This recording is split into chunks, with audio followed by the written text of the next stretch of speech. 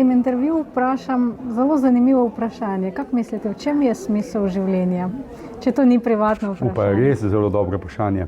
Mislim, da je ena od krasnih stvari, ki je povedal kolega dr. Kadilar, je, da to, kar dejansko coachi tudi počnemo ali pa počnejo, je v bistvu, da ljudem pomagajo pri razumevanju, kolikšna je cena življenja. Se mi, da je smisel življenja povezan s ceno, ki jo plačuješ za življenje, ki ga živiš. In mislim, da ni problem dostakrat v življenju, ki ljudje živijo, ampak v ceni, ki ga dejansko za to plačajo. In mislim, da je iskanje, mogoče lahko kombiniramo z izjavo Warrena Buffetta, ki je rekel, cena je tista, ki jo plačaš, vrednost pa tista dobiš. In se mi zdi, da danes dosti ljudi plačuje veliko več, kot dobi, in je mogoče to izvor nekega generalnega nezadovoljstva.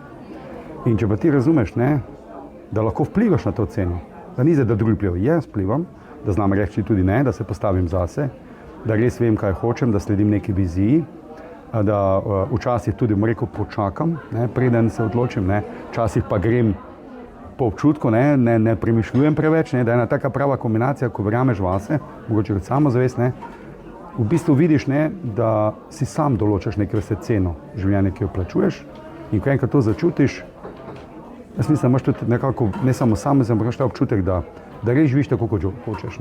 Tako da smisel življenja bi takoj povezal z ceno, ki jo za življenje, ki živiš, plačuješ. Če je previsoka, jo pa znižaj.